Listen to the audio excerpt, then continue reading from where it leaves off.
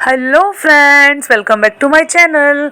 तो आ गई हूँ मैं अपनी किचन में और आज बनाऊँगी मेरी फेवरेट लंच थाली। तो करेले ना मेरे बहुत ज़्यादा फेवरेट हैं, तो आज मैं स्टफ्ड करेले बनाऊँगी और साथ में दाल फ्राई भी बनाऊँगी। तो यहाँ पर मैंने आधा केजी जितने करेले ले लिए हैं। ये एकदम फ्रेश करेले हैं। तो पहले ना मैं क्या करूँगी, करेलों को अच्छी तरीके से धो लूँगी, जिसके ऊपर जो मिट्टी वगैरह लगी होगी ना तो वो बिल्कुल साफ़ हो जाएगी।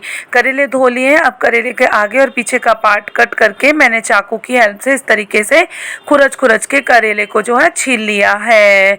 तो यहाँ पर ना मैंने पिलर की हेल्प से करेले को नहीं छीला, क्योंकि उससे क्या होता है कि बहुत मोटा मोटा छिलका निकलता है, जिससे हम आलू छीलते हैं ना, उससे मैंने करेले को नहीं छीला है। मैंने चाकू की हेल्प से ही करेले के छिलके छील लिए हैं।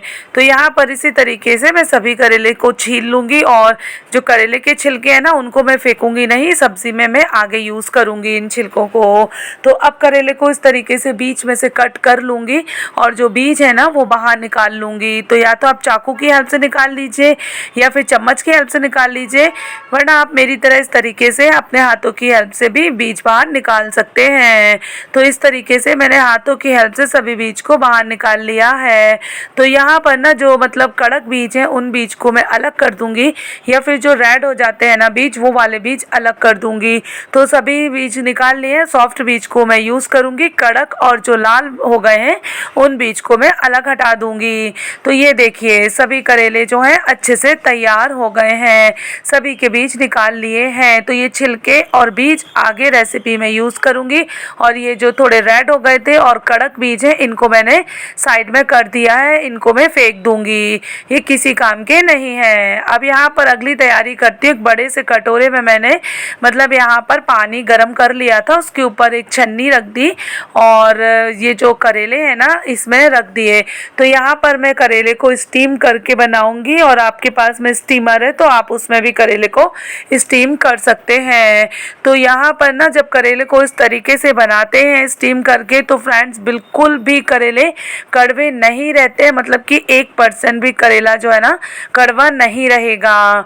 तो मैं तो हमेशा करेले को इसी तरीके से बनाती हूँ। तो चलिए अगली तैयारी कर लेती हूँ। इसके लिए मैंने यहाँ पर 2 बड़े साइज़ के प्याज लिए हैं, इनको मैं बारीक चॉप कर लूँगी। देखिए कुछ इस तरीके से। तो यहाँ पर हम स्टफ्ड करेला बना रहे हैं, तो हमको प्याज को छोटा छोटा ही चॉप करना है। मतलब भरवा करेले की सब्ज़ी बनाएंगे तो हमें लंबा प्याज नहीं कट करना है। यहाँ पर कढ़ाई में 1 बड़ा चम्मच ऑयल गरम कर लिया है और चॉप किया हुआ प्याज गरम ऑयल में डाल दिया है। प्याज को आधा 1 मिनट के लिए इस तरीके से भून लेंगे, जिससे कि प्याज जो है ना इसका हल्का सा कलर चेंज हो जाए, बहुत ज़्यादा कलर चेंज नहीं करना है। अब यहाँ पर जो करेले के छिलके और बीज लिए थे उन बीजों को और छिलकों को प्याज के साथ में डाल देंगे, और हम इन सभी चीज़ों को आपस में मिक्स करके अच्छे से भून लेंगे जब तक कि करेले के छिलके और प्याज का कलर चेंज नहीं हो जाता। तो इस तरीके से जब हम भून करके बनाते हैं करेले के छिलके को, तो इसका जो कड़वापन है ना वो यहीं पर ख़त्म हो जाता है और सब्ज़ी बिल्कुल भी कड़वी नहीं लगती है। तो बहुत ही ज़्यादा टेस्टी रेसिपी तैयार होगी। यहाँ पर तुअर दाल को 2-3 बार धो लिया मैंने, आधा घंटा पहले भिगो के रख दिया था। 5-6 कली लहसुन की, 1/4 चम्मच हल्दी पाउडर, नमक टेस्ट के अकॉर्डिंग डाल दिया है। यहाँ पर बीच बीच में मैं प्याज को और करेले के छिलके को भी चलाती जा रही हूँ, जिससे कि ये तले में चिपकेंगे नहीं, वरना ये नीचे चिपक जाते हैं और जलना शुरू हो जाएंगे। तो सभी चीज़ों को इस तरीके से बीच बीच में चलाते हुए भून लेना है। और अब मैं यहाँ पर कुकर का ढक्कन बंद कर देती हूँ और दाल में 2-3 सीटी, मतलब 3 सीटी तो निकाल ही लूँगी। 3 सीटी में दाल अच्छे से गल जाती है।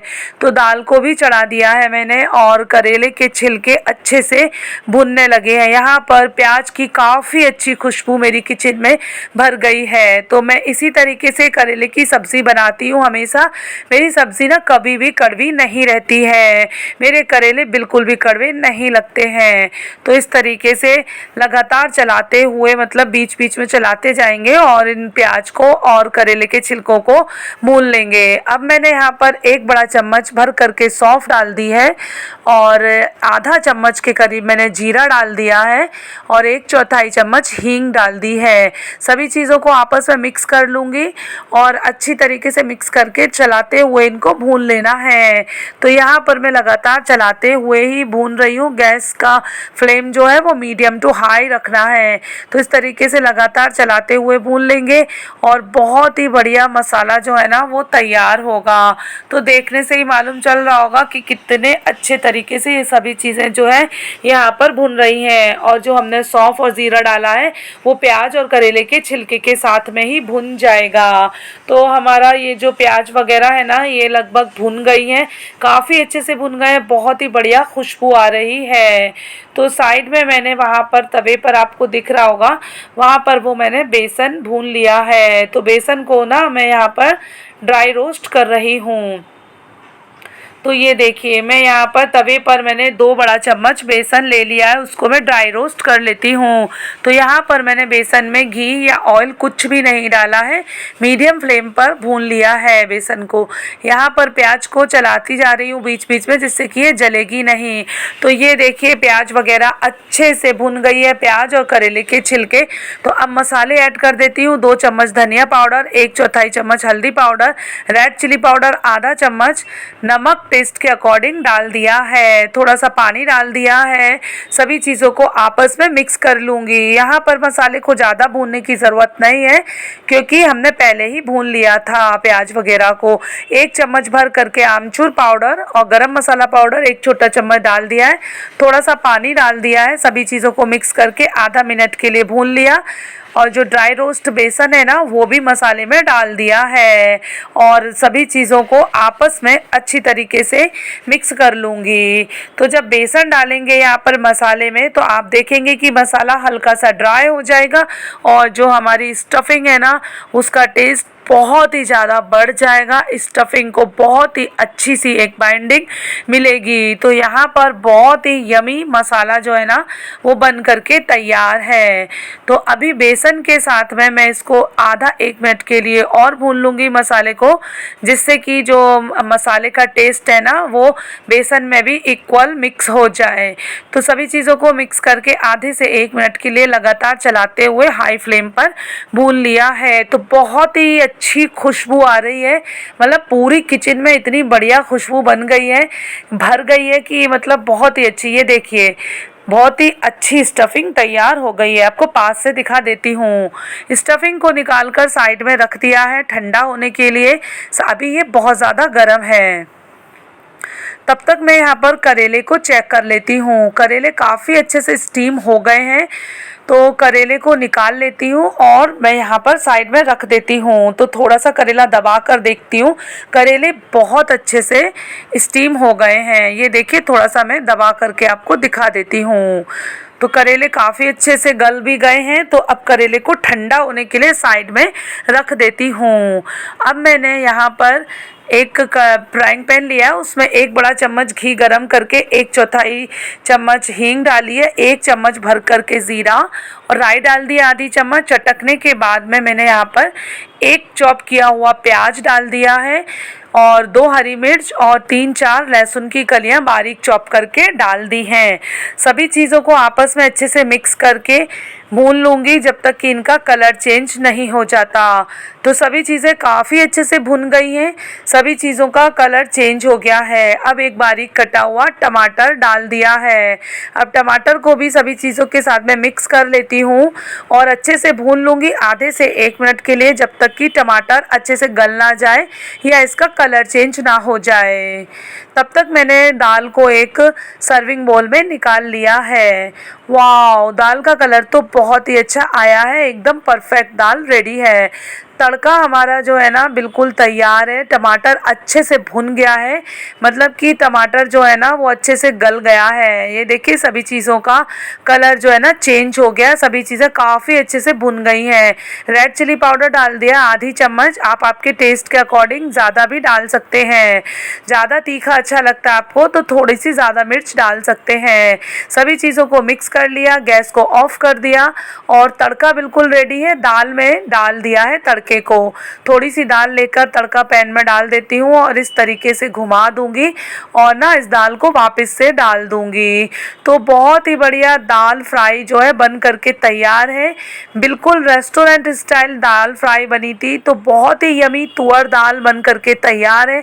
तो इस तरीके से दाल बनाएंगे तो सभी को ज़रूर पसंद आएगी। जो लोग नहीं भी खाते हैं वो भी उंगलियां चाट चाट करके खाएंगे।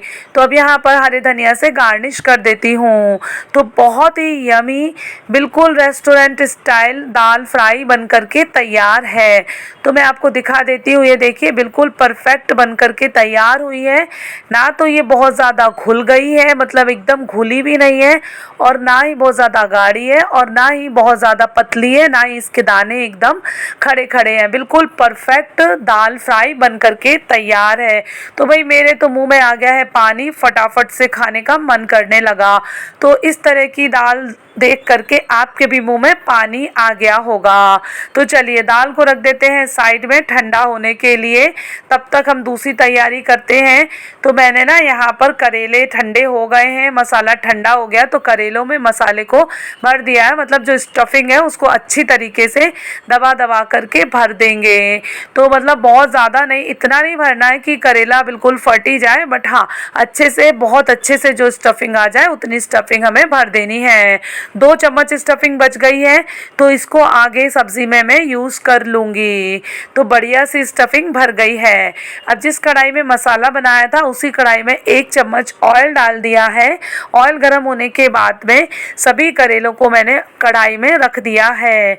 तो यहाँ पर करेले काफ़ी अच्छे से स्टीम हो गए थे, तो मतलब मेरे करेले तो बहुत ज़्यादा ही स्टीम हो गए थे, तो इनको ज़्यादा मतलब कुक करने की ज़रूरत नहीं है। तो मैंने सारा काम जो है ना हाई फ्लेम पर ही किया है। तो करेले मैंने कढ़ाई में सेट कर दिए हैं और मसाला जो है वो ऊपर से डाल दिया है। तो अब मैं क्या करूँगी, एक स्पून की हेल्प से करेले को नीचे से पलट लूँगी। तो मैं ये काम स्पून की हेल्प से कर रही हूँ क्योंकि करेला जो है बहुत ज़्यादा सॉफ्ट हो गए हैं, मेरे करेले थोड़े ज़्यादा स्टीम हो गए थे। तो यहाँ पर ना करेले को मैंने चम्मच से पलट लिया है। ये सारा काम मैं हाई फ्लेम पर ही कर रही हूँ, आपके हिसाब से आप मीडियम फ्लेम भी कर सकते हैं। तो इस तरीके से करेले को नीचे से मतलब पलट दूंगी और चारों तरफ से पलटते हुए इनको फ्राई कर लूँगी, जिससे कि ये बहुत ही टेस्टी लगेंगे। तो आप देख सकते हैं कितने यमी लग रहे हैं, मैं आपको पास से दिखा देती हूँ। नीचे की तरफ से अच्छे से फ्राई हो गए हैं, इनको मैंने पलट दिया है। तो काफ़ी यमी करेले जो है वो बन करके तैयार होते हैं और बहुत ही बढ़िया लगते हैं, बिल्कुल भी कड़वे नहीं रहते हैं।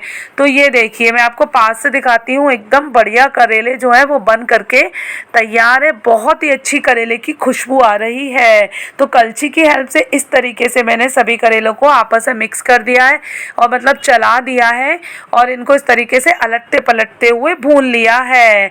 करेले बिल्कुल तैयार है, मैंने गैस का फ्लेम ऑफ कर दिया है। चलिए अब फटाफट से थाली सर्व कर लेती हूँ। तो मैंने यहाँ पर बूंदी का रायता, सलाद, अचार सर्व कर लिया है और अब फटाफट से दाल फ्राई भी सर्व कर लेती हूँ। तो ये देखिए बढ़िया सी एकदम मज़ेदार टेस्टी यमी दाल फ्राई मैंने यहाँ पर सर्व कर ली है। तो इतनी बढ़िया टेस्टी थाली देख करके हर किसी के मुंह में पानी आ जाएगा और मतलब जिसको भूख नहीं भी लगी होगी उसको भी भूख लग आएगी। तो ये हमारे प्यारे से टेस्टी यमी स्टफ्ड करेले बन करके तैयार है। मैं करेले को प्यारा सा ही बोल रही थी क्योंकि मेरे को करेले जो है बहुत ज़्यादा पसंद है। और अब मैंने यहाँ पर गर्मा गर्म रोटी सर्व कर ली है। तो रोटी के ऊपर मैं हल्का सा घी लगा देती हूँ। ये आपकी चॉइस है, लगाना चाहें तो लगाएं वरना आप स्किप कर सकते हैं। तो ये लीजिए, फटाफट से तैयार कर ली मैंने लंच की थाली। तो मुझे ना इस तरह की चीज़ें बना के बहुत अच्छा लगता है, बहुत खुशी होती है। तो जब भी मैं ऐसी लंच थाली बनाती हूँ सभी उंगलियां चाट चाट कर खाते हैं और मेरे जो करेले हैं ना हर किसी को बहुत ज़्यादा पसंद आते हैं। तो मैं आपको तोड़ करके दिखा देती हूँ, ये देखिए। और स्टफिंग भी काफ़ी अच्छे से भरी हुई है और मैंने धागे से नहीं बांधा था, उसके बाद भी मेरी स्टफिंग बिल्कुल भी बाहर नहीं आई है। तो एकदम बढ़िया टेस्टी यमी करेले बन करके तैयार हैं। तो मैं आपको तोड़ के दिखा देती हूँ, एकदम बढ़िया तरीके से गल गए हैं। मसाला काफ़ी अच्छे से, मतलब स्टफिंग जो है ना अच्छे से बराबर भरी हुई है। तो अब वीडियो का मेरा सबसे फेवरेट पार्ट आ गया है। तो मैं तो फटाफट से यहाँ पर टेस्ट करके आपको बताती हूँ। तो फ्रेंड्स, अगर आपको मेरा वीडियो पसंद आया हो, रेसिपी अच्छी लगी हो, तो प्लीज़ जल्दी से प्यारा सा कमेंट कर दीजिए और लाइक कर दीजिए। चैनल को सब्सक्राइब कर लीजिए। Bye bye.